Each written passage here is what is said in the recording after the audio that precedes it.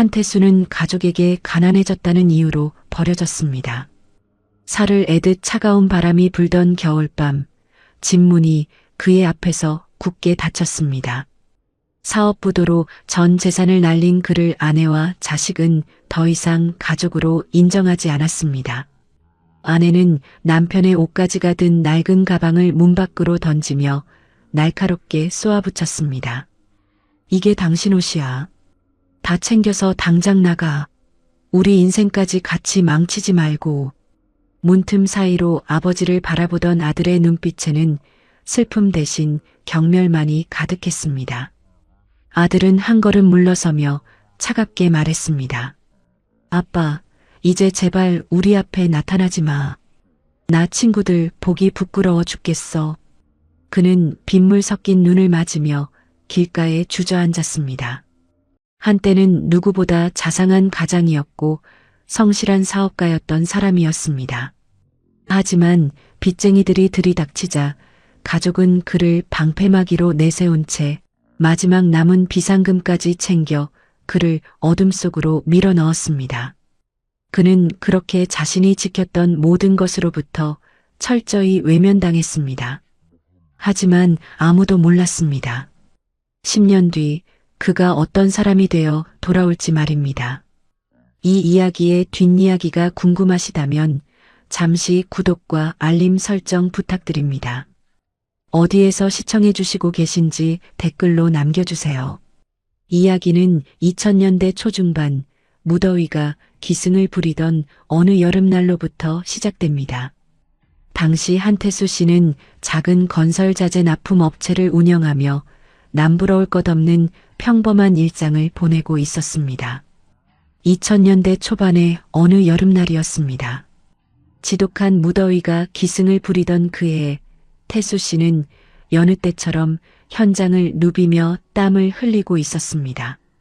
작은 건설 자재 업체를 운영하던 그는 가족의 행복이 곧 자신의 성공이라 믿으며 앞만 보고 달렸습니다. 하지만 세상은 그리 녹록지 않았습니다.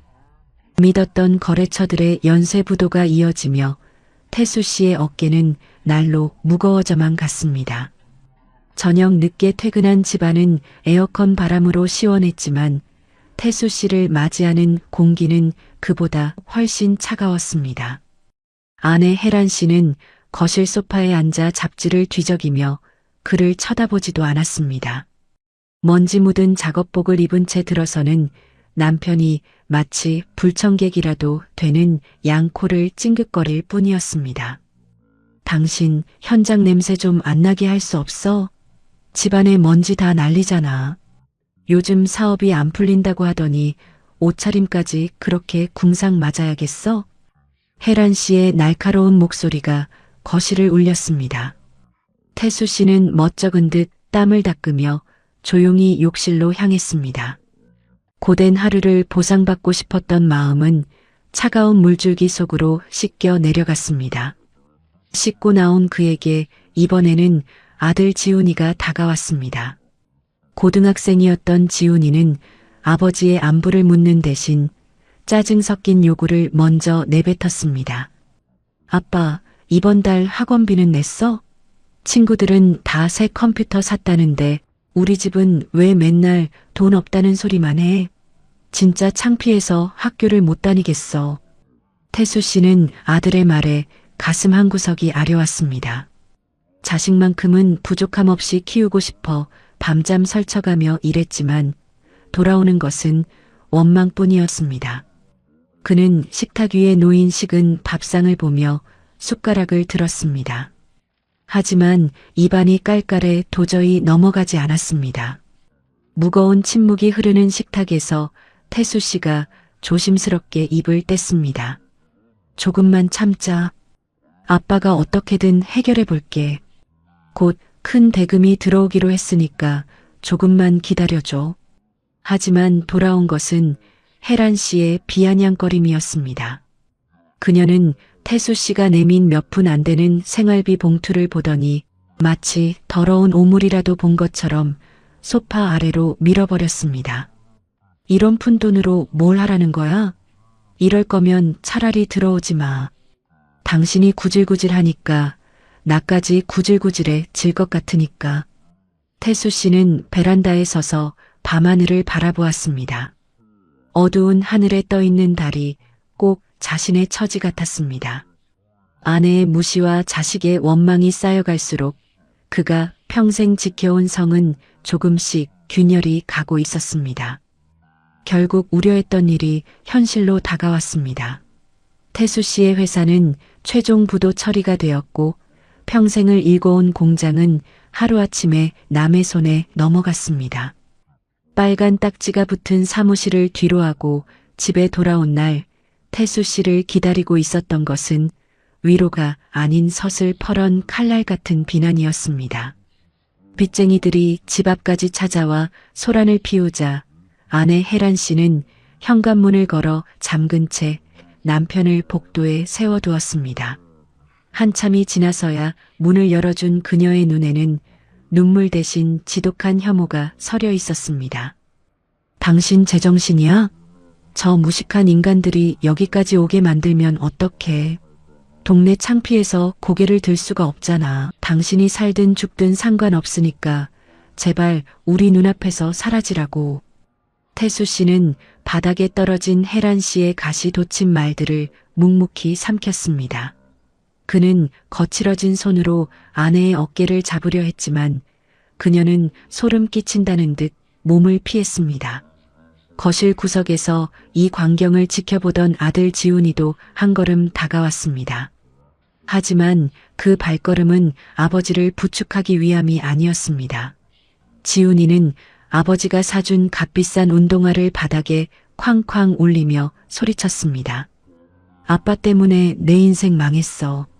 이제 친구들이 나보고 부도난 집 자식이라고 놀릴 거 아냐? 차라리 아빠 같은 사람은 없는 게 나았어. 나 유학 보내주기로 한 건 어떻게 할 거야? 무책임하게 이게 뭐야? 자식의 입에서 나온 비수는 태수 씨의 심장을 갈기갈기 찢어놓았습니다. 그는 아들에게 미안하다는 말조차 할 수 없을 만큼 무력해졌습니다. 태수 씨는 무릎을 꿇고 가족들에게 빌고 싶었습니다.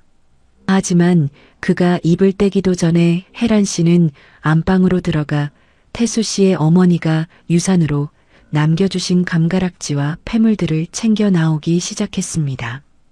이건 내 거야. 당신이 망했어도 이거라도 팔아서 나랑 지훈이 살길 찾아야 하지 않겠어? 당신하고 나눌 돈은 1원도 없으니까 꿈도 꾸지 마. 혜란 씨는 태수 씨를 밀치고 안방 문을 굳게 닫아버렸습니다. 거실에 불이 꺼지고 어둠이 내려앉았습니다. 자신의 집이었지만 그곳에는 더 이상 태수 씨의 자리는 없었습니다. 식구들의 거친 숨소리와 차가운 시선만이 공기 중에 떠다녔습니다. 비가 내리는 궂은 날이었습니다. 밖에서는 빌려준 돈을 내놓으라는 빚쟁이들의 고함이 현관문을 뚫고 거실까지 울려 퍼졌습니다. 공포에 질린 혜란 씨는 거실 불을 끈 채 숨을 죽이고 있다가 결심한 듯 서랍에서 서류 한 장을 꺼내 태수 씨 앞에 내던졌습니다.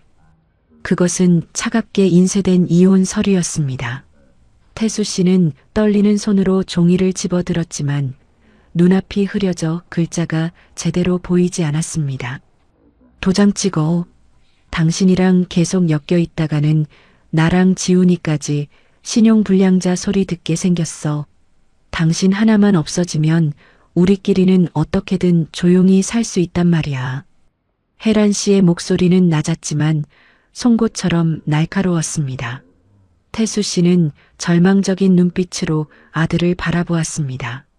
하지만 지훈이는 고개를 돌린 채 젖은 목소리로 모진 말을 보탰습니다. 제발 좀 나가줘, 아빠. 아빠가 여기 있으면 저 사람들이 계속 우리 괴롭힐 거 아냐? 나 이제 고3이야. 내 인생 망치고 싶지 않으면 그냥 모르는 사람으로 살아줘. 자식의 입에서 나온 모르는 사람이라는 단어는 태수 씨의 가슴에 대못을 박았습니다. 그는 힘없이 도장을 찍었습니다. 더 이상 물러날 곳도 붙잡을 손도 없었습니다. 서류를 챙긴 혜란 씨는 기다렸다는 듯 태수 씨의 짐 가방을 현관 밖으로 밀어냈습니다. 그리고 빚쟁이들이 잠시 자리를 비운 틈을 타 태수 씨의 등 뒤를 세게 밀쳤습니다. 가서 죽든 살든 마음대로 해. 다시는 이 근처에 얼씬도 하지 마. 당신은 이제 우리 가족 아니야. 차가운 식은땀 줄기가 온몸을 적셨습니다. 등 뒤에서 들려오는 철컥 소리와 함께 도어록이 잠기는 소리는 세상이 그를 버리는 최종 선고와도 같았습니다. 태수 씨는 젖은 옷가지가 든 가방을 끌어안고 텅 빈 복도에 주저앉았습니다. 집안에서는 아내와 아들의 안도 섞인 속삭임이 들려왔고 창밖으로는 갈 곳 없는 어둠만이 가득했습니다. 평생을 바쳐 지켜온 가족이라는 성벽은 무너진 지 오래였습니다. 그는 땀인지 눈물인지를 닦아내며 어두운 계단을 한 칸씩 내려갔습니다. 비바람은 그쳤지만 태수 씨의 가슴 속에는 그보다 더 지독한 한기가 몰아쳤습니다. 갈 곳 잃은 그는 낡은 가방 하나를 머리에 이고 낯선 공원 벤치와 지하철역 구석을 전전하며 밤을 지새웠습니다. 10년 넘게 남부러울 것 없는 가장으로 살았던 남자가 하루아침에 길거리로 내몰린 현실은 그 어떤 악몽보다도 잔인하고 비현실적이었습니다. 배고픔보다 그를 더 괴롭힌 것은 자신을 쓰레기처럼 버린 가족들의 잔상이었습니다.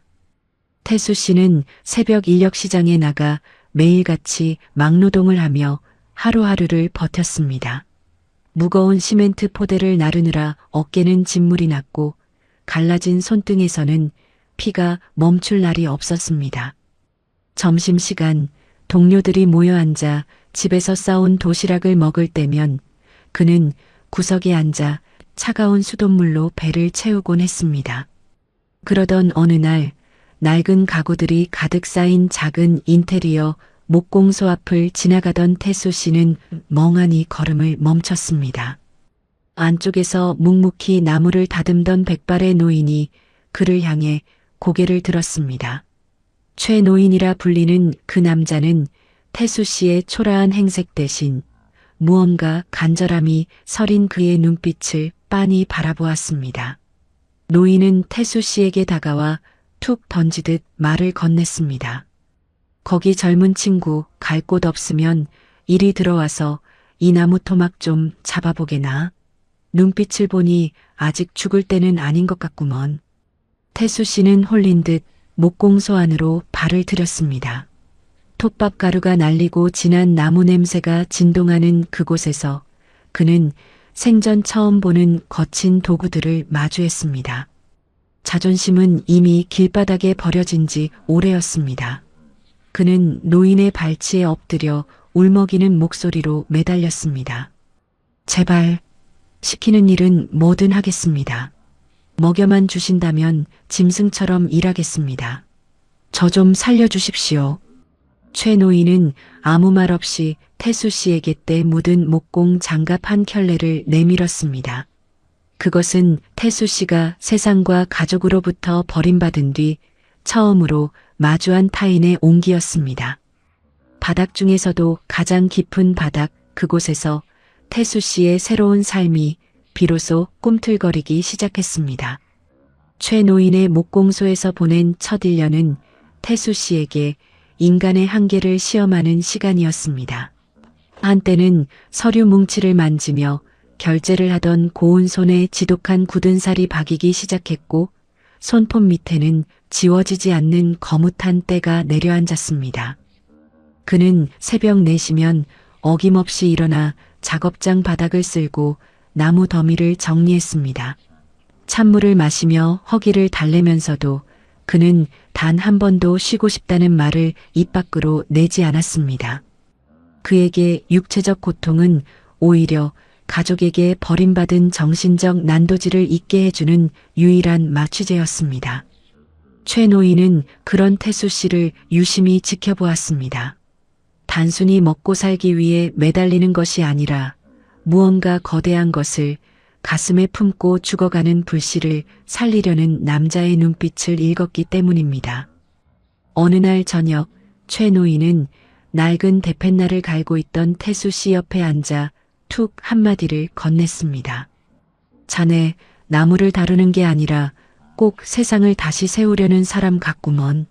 이 대펜날처럼 자네 마음도 너무 날만 세우다가는 결국 부러지게 마련이야. 태수 씨는 대펜날을 멈추고 붉어진 눈시울로 노인을 바라보았습니다. 그는 떨리는 목소리로 가슴속 깊이 묻어두었던 말을 꺼냈습니다. 어르신, 저는 이제 돌아갈 곳도 저를 기다리는 사람도 없습니다. 하지만 언젠가 제가 세운 건물들 사이로 그 사람들이 저를 우러러보게 만들 겁니다. 그때까지 제 심장은 이 나무처럼 딱딱하게 굳어 있어야만 합니다. 그날 이후 태수 씨의 배움에는 가속도가 붙었습니다. 그는 단순히 가구를 고치는 법을 넘어 건물의 뼈대를 세우고 공간을 설계하는 법을 독학하기 시작했습니다. 작업실 구석에 버려진 종이 박스 위에 그는 매일 밤 자신만의 성을 그렸습니다. 2000년대 초중반의 기술적 한계를 뛰어넘으려는 듯 그는 외국의 건축 서적들을 구해서 그림만이라도 외우며 머릿속에 집을 짓고 또 지었습니다. 최 노인은 그런 태수 씨에게 자신의 작은 거래처들을 하나둘 넘겨주기 시작했습니다. 처음에는 낡은 집의 천장을 수리하거나 문짝을 교체하는 사소한 일이었지만 태수 씨의 꼼꼼함과 정직함은 금세 입소문을 탔습니다. 사람들은 그를 젊은 목수한 씨라고 부르며 신뢰하기 시작했습니다. 성공이라는 이름의 복수가 완성될 때까지 그는 결코 그 송곳을 뽑아낼 생각이 없었습니다. 세월은 누구에게나 공평하게 흐르지만 태수 씨에게 지난 3년이라는 시간은 피와 땀으로 빚어낸 인고의 세월이었습니다. 작은 목공소의 잡부로 시작했던 그는 어느덧 노련한 현장 반장이 되어 있었습니다. 최 노인은 이제 기력이 다했다며 자신의 낡은 연장통과 함께 작은 인테리어 업체의 운영권을 태수 씨에게 넘겨주었습니다. 그것은 단순한 가게가 아니라 다시 일어서라는 노인의 마지막 응원이자 믿음이었습니다. 태수 씨는 그 작은 사무실의 이름을 태산이라 지었습니다.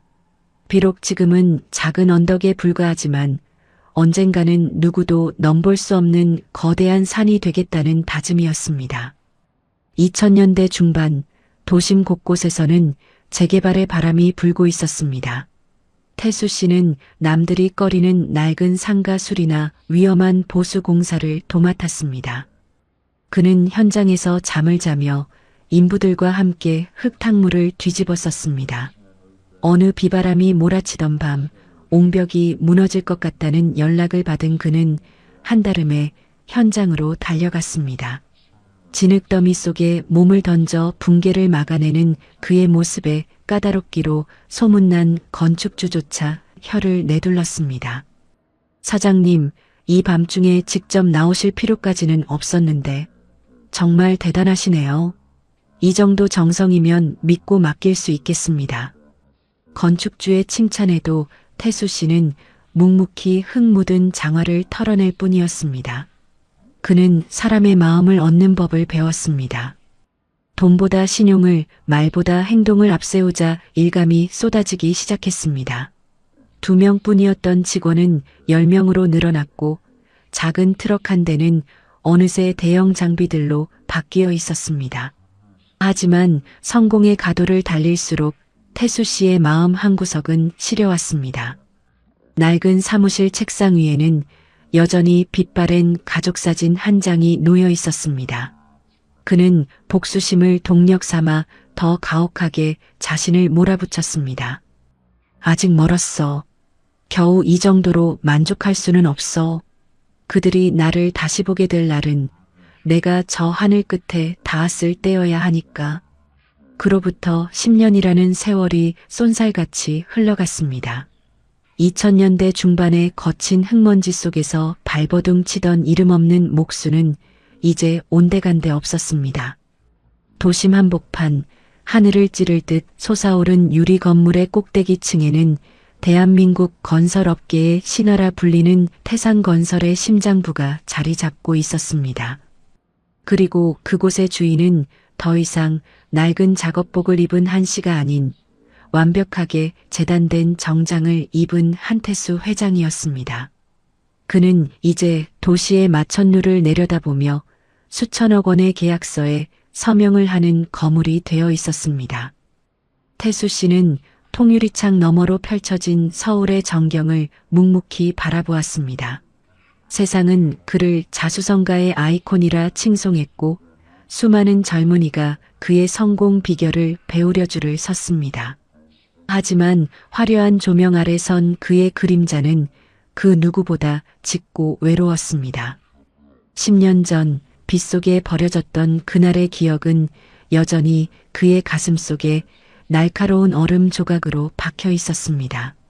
성공의 정점에 올라설수록 그를 버렸던 가족들에 대한 그리움은 증오는 다시 서늘한 무관심으로 변해갔습니다. 비서가 조용히 다가와 다음 일정을 보고했습니다.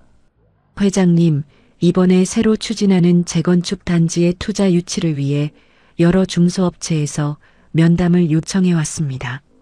그중 한 곳의 사정이 꽤 급해 보입니다.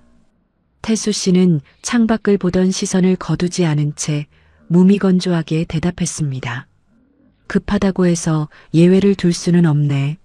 태산의 기준에 미치지 못하는 곳은 냉정하게 잘라내게. 감정에 휘둘려 사업을 망칠 순 없으니까. 그는 자신의 말을 증명하듯 차가운 눈빛으로 서류를 훑어내렸습니다. 돈이 없다는 이유로 가장 비참하게 내던져졌던 기억이 그를 가장 냉혈한 사업가로 만든 것입니다. 태수 씨는 비서가 두고 간 서류 뭉치 속에서 낯익은 이름을 발견했지만 설마 하는 생각에 그 이름을 애써 외면하며 덮어버렸습니다. 태산건설의 본사 로비 구석 푹신한 가죽 소파에 어울리지 않게 잔뜩 움츠러든 채 앉아있는 한 여자가 있었습니다.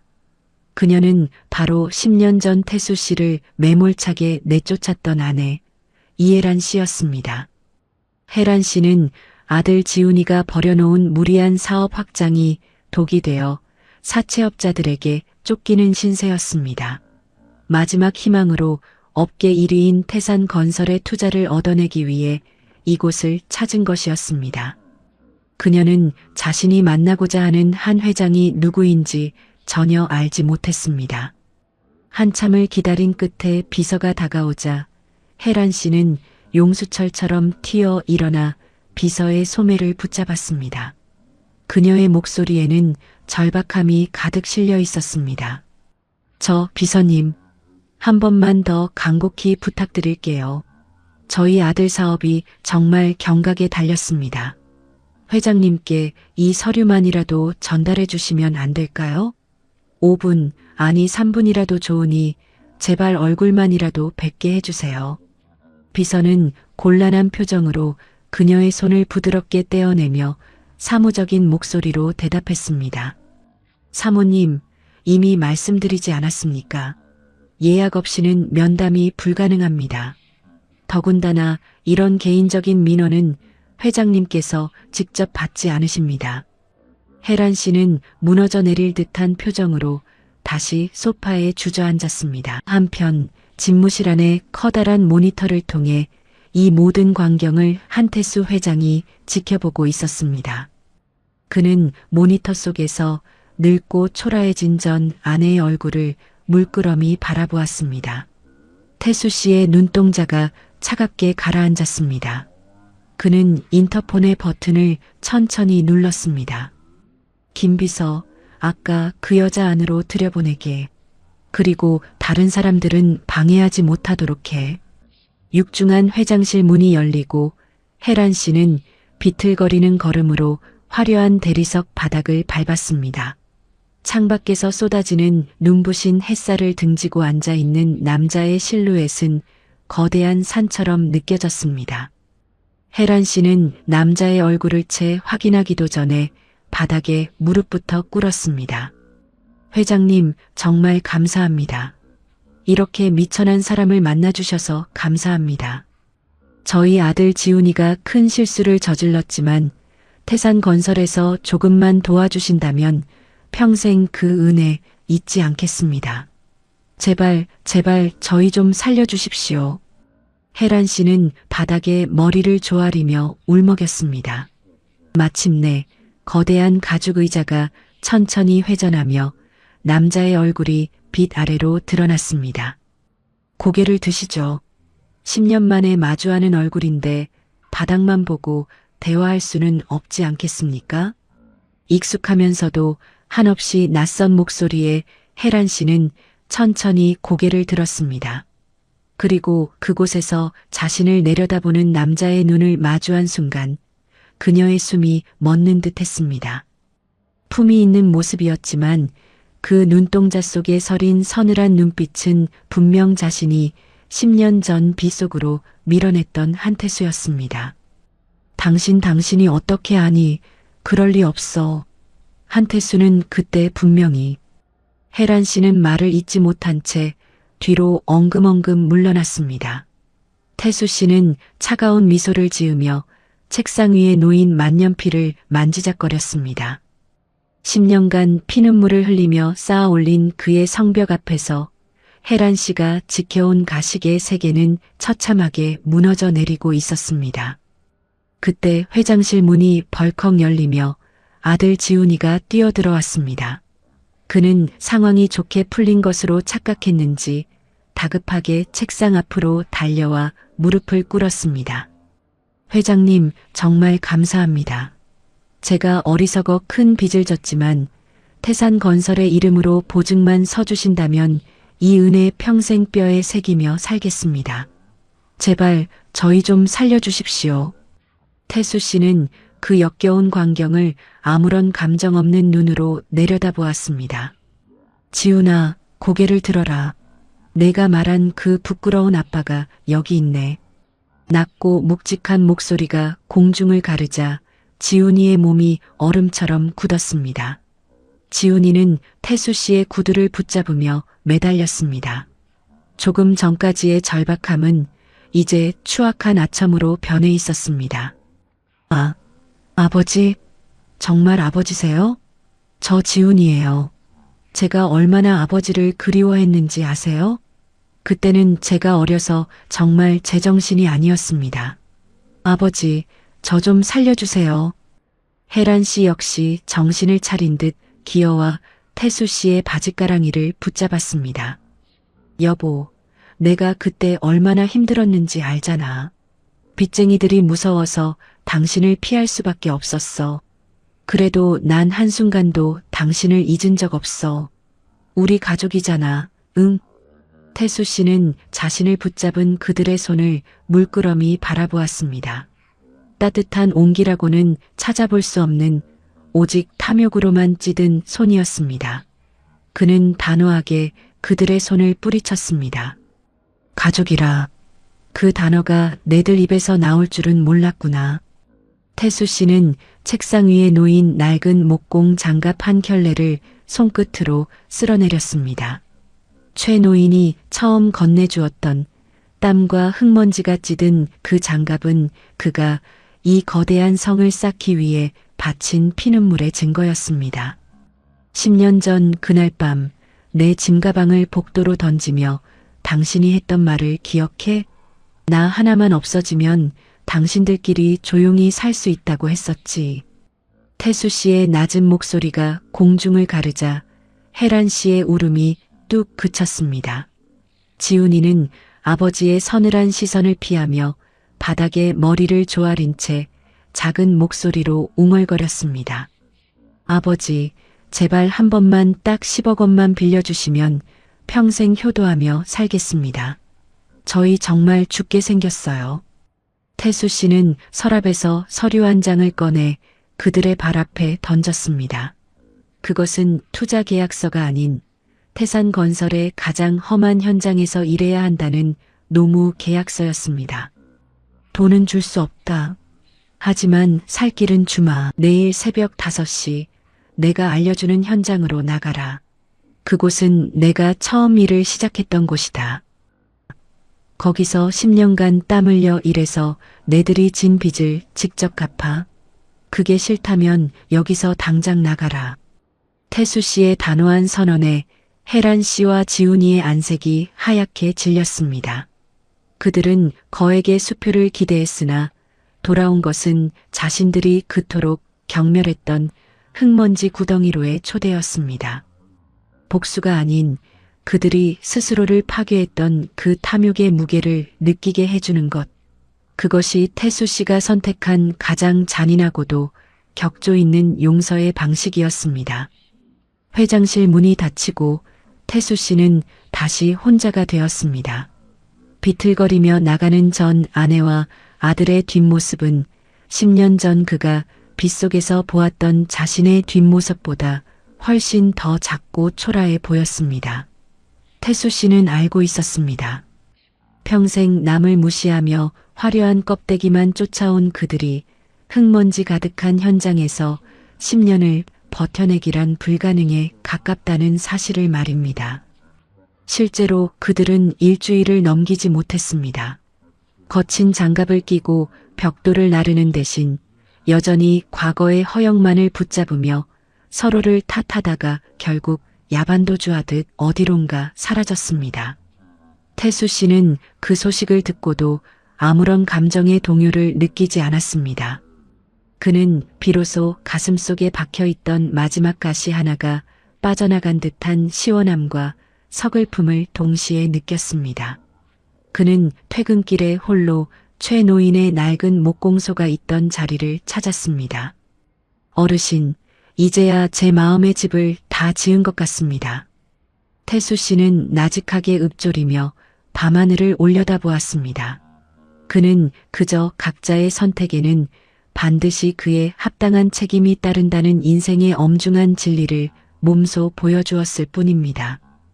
돈이 없어 가족에게 버려졌던 남자는 이제 돈보다 소중한 자신을 지키는 법을 깨닫고 진정한 평온을 찾았습니다. 오늘 이 이야기를 들으신 여러분은 어떤 생각이 드십니까? 만약 여러분이 태수 씨의 상황이었다면 10년 만에 나타난 배신자들에게 어떤 손길을 내미셨겠습니까? 용서란 단순히 죄를 덮어주는 것이 아니라 상대가 자신의 잘못을 뼈저리게 깨달을 기회를 주는 것일지도 모릅니다. 오늘 사연이 여러분의 인생에 작은 울림이 되었기를 바랍니다. 끝까지 시청해 주셔서 감사합니다. 지금까지 이야기 친구였습니다.